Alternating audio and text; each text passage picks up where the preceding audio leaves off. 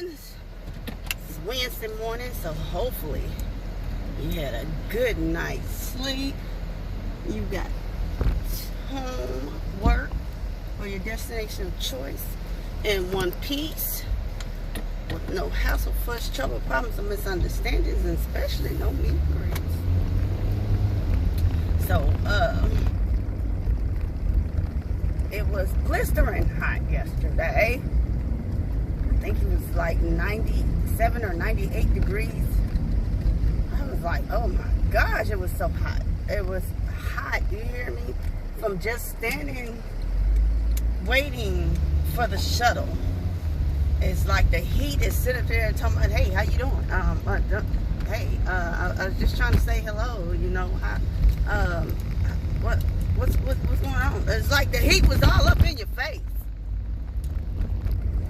I was like, oh my gosh, it's so hot. I was like, I can't wait to get home. And I got home. I talked to my best friend yesterday and see how he was doing. And they finally came and fixed his AC because he was going through the blues for the past couple of days. Because his place was hot. He said not even the fan that he bought was helping. So they came and fixed it yesterday afternoon. And so I know he's feeling much better. And I haven't talked to my other best friend. I think she is supposed to be going home today, you know, from her going to go take care of some helping out. I shouldn't say really take care, helping out and helping out and taking care of some the family. So yeah. So maybe she'll call me later. I didn't want to disturb her too much because I didn't know all what she, you know, had to do, wasn't gonna be doing. So,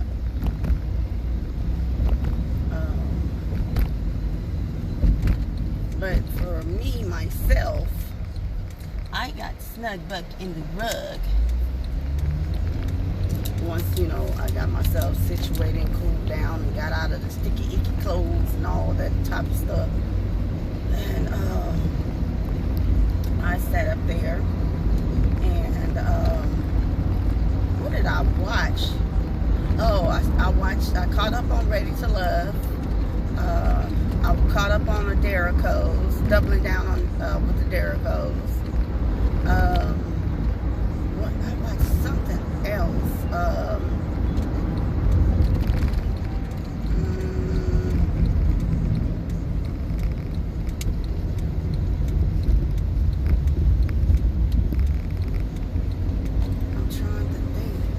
I know it wasn't just those two. Oh, I watched the special of Married at First Sight.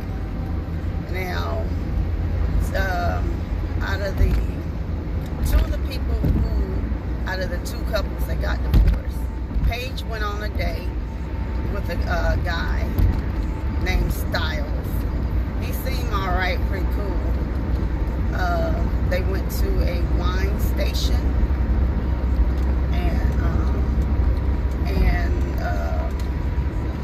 They didn't have anything like no clips or, you know, interviews with Chris, which is her, you know, her ex-husband who she was married to. And then they showed, I think her name was Haley. Haley and the other guy, I think that's her name. They're divorced. They signed papers and then they try to sit down and try to have a conversation about, you know, trying to be cordial toward each other if they happen to see each other, you know, because they're still friends with everyone and this, that, and the third. And I was like, yeah, this has to be just for the show, because if it wasn't for the show, I don't think they would have been sitting there talking to each other, talking about after they had signed divorce papers, talking about, you know, going for, you know, we had good times and bad times. So boy said, I guess it was like, I don't know what you're remembering. But she was like, you know, we can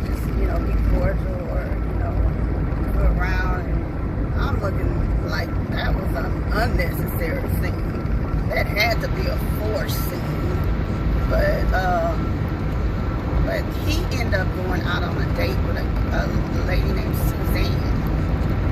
So he said he really liked her because he said they were able to, what, you know, most people consider nerd interests. You know, they were talking about, Star Wars. They were talking about other things. He was telling her about his 80s, you know, niche that he has, because, you know, he has like the neon lights and the glasses and all that. So, and she was like, oh, okay. For her, she dug it. It was cool. So I was like, oh, okay. So he seemed to be all right. I guess, like he said, you know, if somebody really doesn't get to know him to understand his sense of humor, because his sense of humor is kind of off on some of the stuff that he says. You know, and you just be like, huh? Like, you know, that was kind of dry. Are you joking? Or are you serious? You know, that's how you have to, like, look at what he's saying sometimes.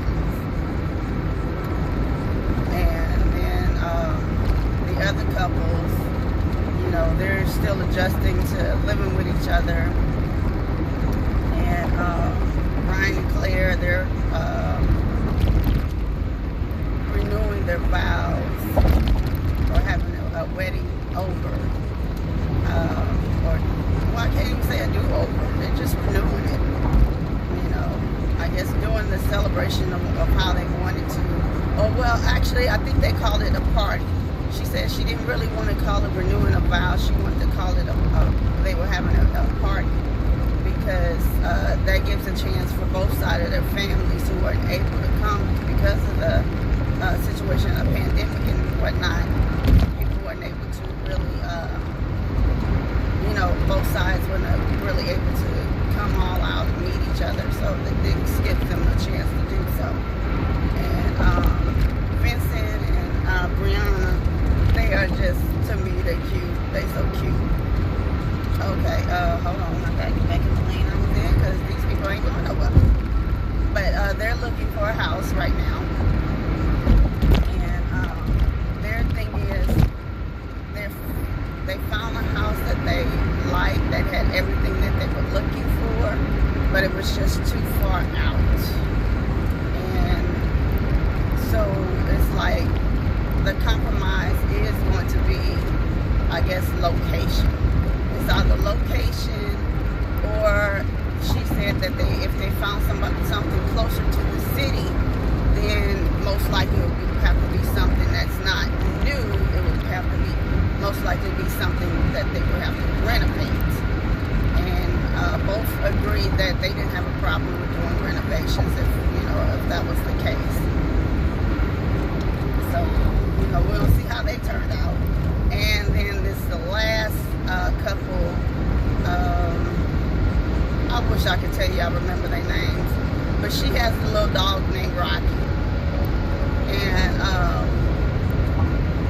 Rocky seems to be very hyper. Rocky say, "What you say? Huh? You called me? What we going? What we doing?" Rocky's like, I got things to do. Hey, I'm trying to tell you something. Hey, look, play with me. Like, Rocky is that type of hyper. And plus, they say he's always trying to bite the other dogs. But as far as I know, that's what, dogs do that as a form of playing, is biting each other. But I think it's the fact that he's jumping on people and trying to bite them as well. And they don't want him to really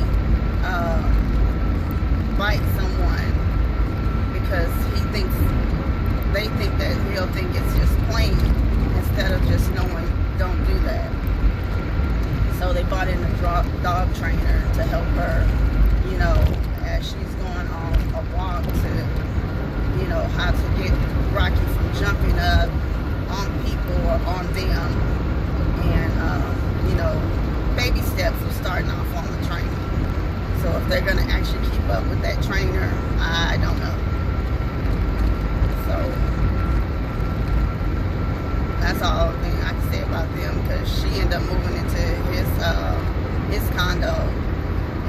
went axe throwing with one of her friends and his wife and his sister-in-law, I think, and her husband, or his friend and her husband. It's something of that nature, right? So I'm looking like, I think it's just all of them, because they're still fresh and new with each other. As an arranged, you can look at it as being an arranged marriage or married at first sight. So where they still have to learn each other and figure out how to communicate and talk with each other.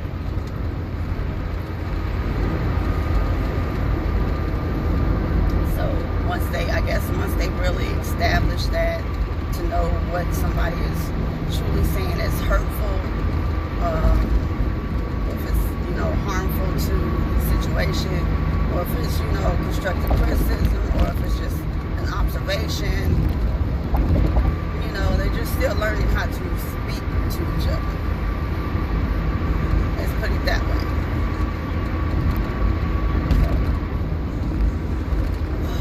Goodness, hey, watch the pebbles. I don't know where the pebbles are coming from, but watch the pebbles.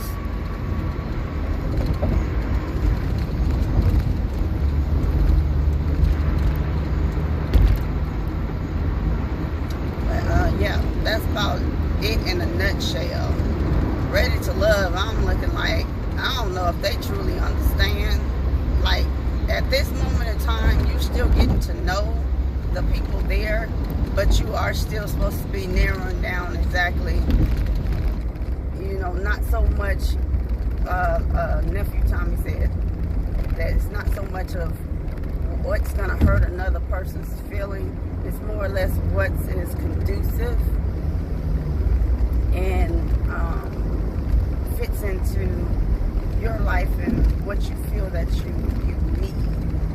If you're still just on the surface of things and you haven't dug deep, because a lot of them are starting to get territorial. I can't believe you went out with such and such and you didn't say nothing to me. I thought we were friends. And I'm looking like, I thought y'all was supposed to be dating all these people, to figure out who you gel with and who you don't. That's the purpose of the show. I was like, you really, but I think what it really was is that she didn't tell, like, one of the ladies. Amber didn't tell, I think her name is, oh Lord, I can't even think of the other lady's name. It probably come to me later. I think she was just mad, not because they, to her, she established a friendship with Amber. I think it was more or less that Amber didn't tell her, hey, the other night I went out with my friends, but the dude, Ron, happened to meet up with us because it was a place he suggested. Excuse me. And, yeah, we did talk for a little while, and, yeah, he kissed me or whatever. But she didn't tell her that, and then on top of that, Amber didn't tell the other lady that. I think that's more or less what she was offended by. Not so much that she went out with old dude, right? It was more or less like, and then Amber, the guy that she's really into, she didn't happen to mention it to him at all. And he's blindsided like, well, damn, I thought we were getting to know each other or communicating well enough to where, you can be honest and open about, things that, hey, I went out with such and such and everything. We had fun, kicked it cool, whatever. That's not what happened. Only thing I just didn't like about that situation, because they were sitting there playing truth and dare and, taking shots or whatever. But, the thing about it is, if she had a problem about that situation, if that was your friend, in the truth and dare, like they did ask how Ron took about being eliminated. And the other stuff that she was saying, like he ain't take it well, and he was being condescending, and this, that, and the third. It could have been, left at that. Now, all the other part that she spilled or told, you know, it's how she was telling it. Like if she won, she was trying to put Amber in check, and or embarrass her, or put it out there for the dude that she was talking to and everybody else to be looking at her sideways, right? That's how it came about. I'm like, well, if that's, you know, you say your friend, you couldn't simply pull your friend to the side. I'm just saying, hey, he was condescending, kind of disrespectful. You know, he didn't really take it well that he was no longer going to be on the show. You know, one way or another, a lot of us, or, you know, ain't too many of us left. So a few more of us ain't going to be on the show. I think she, you know, Amber was supposed to be your friend, like you say she's supposed to be your friend, or the connection that you guys had. I believe that you could have tucked that woman to the side, honey, and be like, you know, hey, Ron said some things to me last night, and so before he gets out the bag, because I don't know how many of the guys that he actually still talk to or cool with, or the ladies or whatever, but this is what he said to me, and you know, I guess, you know, at one point she was feeling wrong, and she could have just took Amber to the side and been like, you know, one point I was feeling this man, you know, I was conflicted about if I really want to, you know, establish a real connection with him or not, or if it was worth my time, energy, or whatever, but I didn't know that you went out with him, and I didn't know that you know, kissed him, because, as you know, I was telling him that he wasn't ready for love, and everybody voted him off. You know, this is what he said. You know, I don't know why, you know, you could have told me, or is there a reason, like, I don't even know if she owed her an explanation of telling her. Come to think about it, because it is a dating show. And if these people are dating, like going out on dates or meeting up outside of the show, I don't know exactly what the boundaries are for the show, the guidelines, the rules, anything like that. I don't know any of that, right? So I guess it's more or less just trying to figure out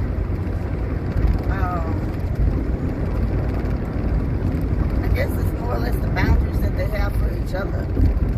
But I guess, like I said, in a way she felt slighted that Amber just didn't mention it to her, didn't tell her.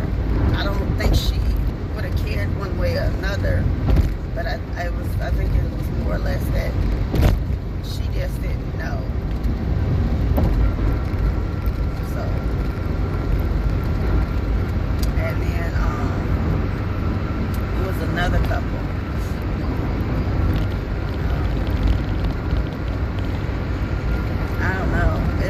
Show is interesting enough, because it's supposed to, you know, right now this season is based off of couples that were from Houston, and so I'm like, from Houston, Texas, and I'm like, you know, okay,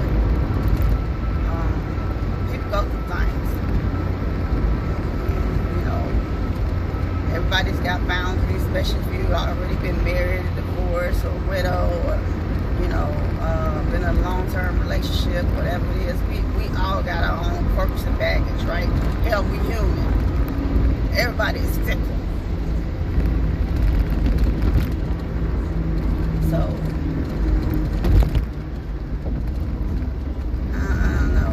I think it's, for me, I'm just looking like, you know, it's more of a, excuse me,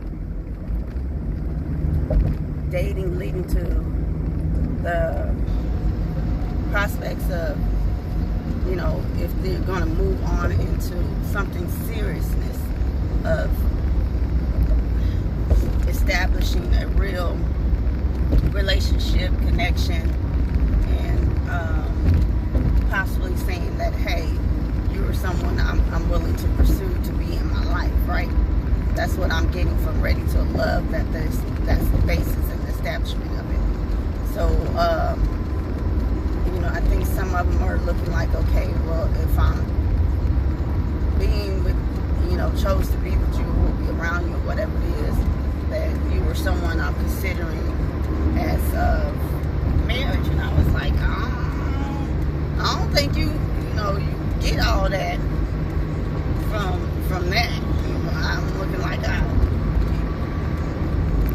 you might want to get to know these people a little bit more. Like they say, I learned this recently, that you're supposed to learn people in all seasons. What they mean by that, when they're happy, when they're sad, when they're mad and angry, and what makes them cool, calm, mellow, right? All the different sides and the seasons of a person. Because if you only know one side of when they feel alright and how they meet you and they're good and they smiling, or like you said, you might have a misunderstanding, you're not getting along for a moment or whatever it is. Everybody's gonna go through an argument. I don't care if you're siblings, co-workers, sometimes strangers on the street, or in a relationship. You are going to have disagreements. Family, friends, or folks. Okay? So I think it's more or less of how they handle and manage being around each other on that type of basis or that type of level.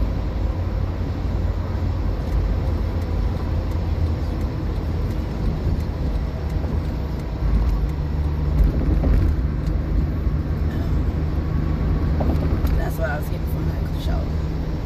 And so doubling down with the Derricos. Now they're just, as cute as they can be with their children and everything, but Grandma Derrico, Gigi, when they were separate talking about Karen could possibly be pregnant, she about to lost it, honey. She said, when's the limit? When's the limit? They already got 14 children. And she said, when's the limit? And her son, Derek, Karen's husband, Derek, which is Gigi's son, was like, this is my family. I really didn't think that you would come or say things that people on the outside world would say. It's none of their business about how many children I decide to have. That's between my wife and I. He was just kind of thrown back that his mom was like, ooh. Every time I think that we're about to go forward and enjoy the children and, everybody will be able to go out and do things and you don't have to be, starting over from babies and diapers and all that. And she said, then you look up and here come another one. And she's like, so how many is it supposed to be this time? Is it 4, 5, 6? And I'm looking like, golly, because, she has multiples. Like, her, I think her last 3 pregnancies have been multiples. And so it's more or less like Gigi was like, she moved permanently to Nevada from Detroit. She said, I guess during the time of the shutdown, right? And she has her own place and stuff. That she said it's not, not that far down from where they're at, or not that far away. And she said she don't mind helping out with the children and being there. She said, but on some days when she's just not feeling well, she said she might not express that to them or let them know. She still tries to give all that she can and help out, but there are days that she's just worn out. And she's like, if they continue to keep having children, then they're really going to have to start looking to having people around to help them with the children, because that is a handful. And so with that being a handful like that, and it's already 14 children, and you still have one that's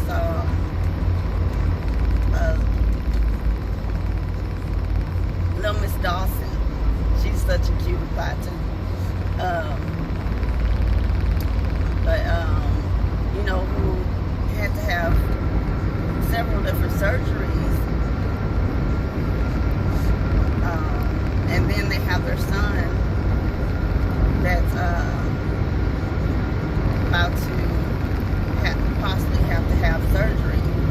have to see some doctors in UCLA in order to look at his cranial, because it's elongated and it's not round. So something about, you know, that, because it could possibly give him complications down the line. And Derek is like, you know, he felt like the ball was dropped by several people, because you know, they were concerned about the shape of his head for a minute, but I guess he feels like between the doctors or nurses or no one was concerned enough to bring this up or let them know that, hey, this doesn't look right, especially for he's 3.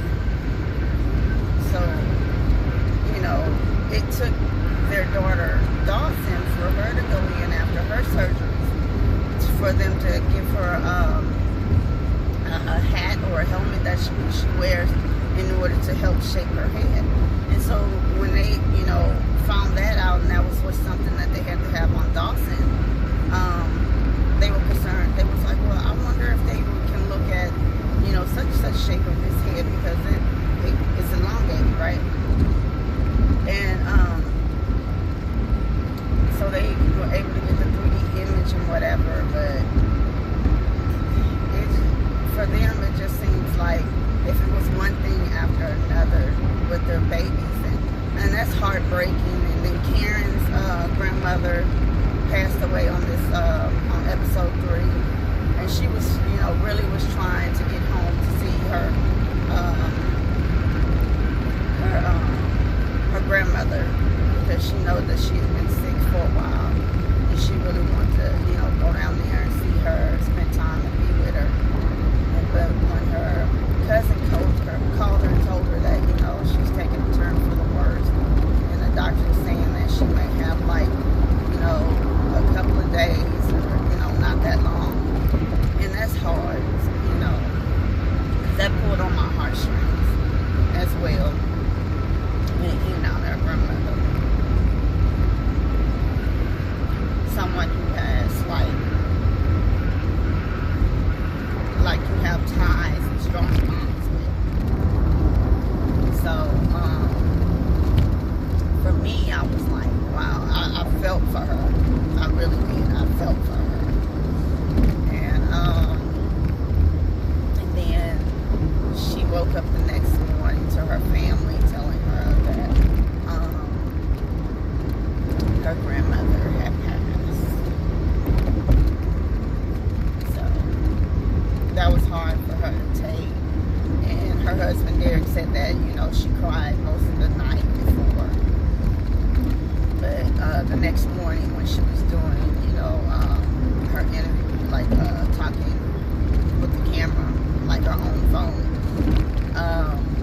she was expressing that, as sad as she is and heartbroken, that because they have 14 children, she really can't lay in the bed and cry all day and all night and not move. Because, you know, the older ones, she can explain to, and they might understand. But she did end up explaining to her daughter, right? And like the younger ones, they don't know or understand. They wouldn't understand, you know,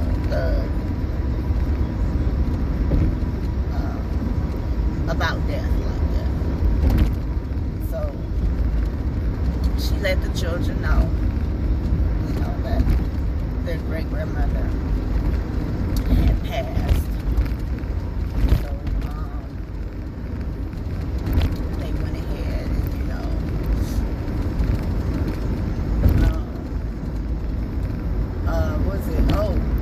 Derek went ahead and confirmed with their oldest daughter, their first born, that yes, that Karen, her mommy, is pregnant because Karen was sitting at the counter, baby.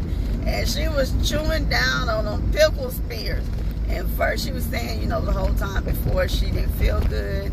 You know, she felt nauseous. She didn't feel well. She felt tired and weak. And Derek kept saying, I think you're pregnant. And her daughter was like, yeah, I think Mama pregnant too. And so when they finally took the pregnancy test, it came back positive.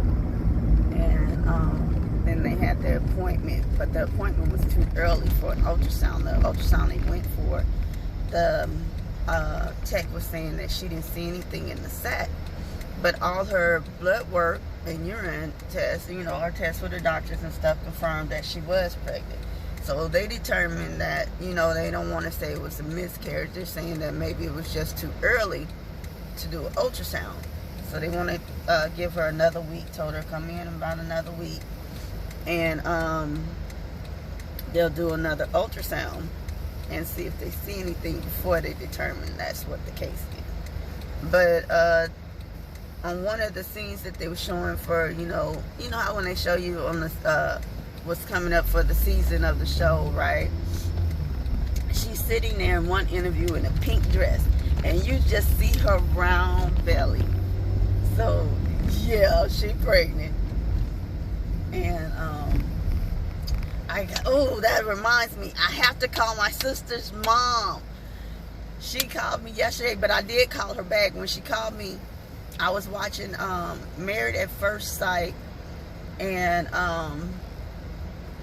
everything, so I was like, I'll call her when I finish this, because that way, you know, we have something to talk about and discuss. And because she was trying to tell me about it last week, and I told her I hadn't watched it yet. And sorry y'all, I'm trying to clear up my eyes, but I told her I hadn't watched it yet. And so I finally watched it, and so I'll call her probably when I wrap things up with you guys, right? Oh, excuse me. I'll call her this morning and see how she's doing. But I did playing and joking around on the phone in the message. And she's like, I was laughing because the lady who comes to do her therapy, you know, I laugh because my sister's mom was always saying that the lady wants to tell her what she was doing. Well, I see that you didn't answer your phone. So you're asleep. And she said, how's she gonna determine that I'm asleep? And that's the reason I ain't answering my phone. I was cracking up laughing the first time she told me that. So I was doing the message like that. But it was all in play.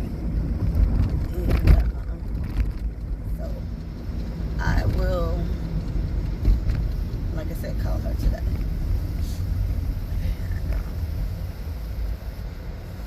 And go from there. Mr. Impala, I don't know what's going on with you, but I need you to find something that you're going to be doing. Okay. Mr. Pathfinder. Boy, I done got one lane from behind one car that ain't going nowhere, and got into the lane that I needed so I can be able to turn to go to the garage, right?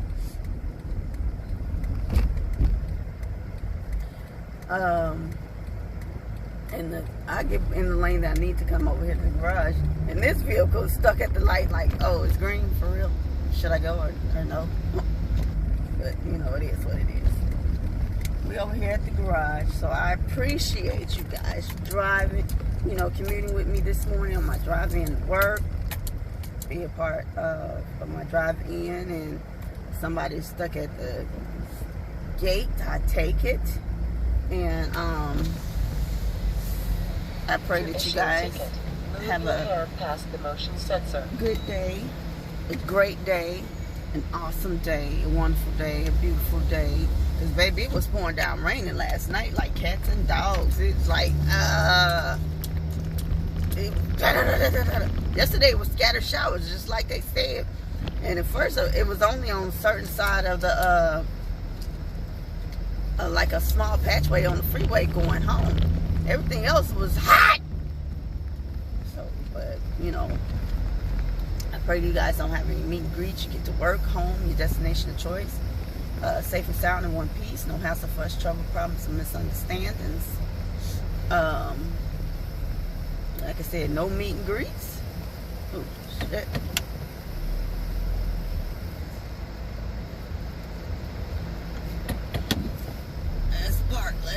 Let's park. Like I said, no meet and greets. And I should have parked on the other side, because yesterday while I was parked on this side, oh my gosh, I got in the car and it was so hot. Because if you look, I'm facing this way of the outside exterior, right on the wall. So I probably need to move and be on the other side. So when I get in the car this afternoon, it's a little bit cooler and not so much as hot as it was yesterday. So all right, hun buns, I gotta go and get on in this job. So don't have no meet and greets. Don't let people work your nerves down to the last of the frizzle frazzle until you just be like, oh my gosh. Because that's how I was feeling yesterday morning. Like if somebody I was Charlie Brown and somebody Lucy took the ball and he went and stood there and kicked it and landed, turned, flipped, and landed on his tail. And you know how you stand up there talking about, ah! Nothing happened in particular, but that was just the emotion that I was feeling, like, ah! So, all right, I'll talk to you guys later. Bye.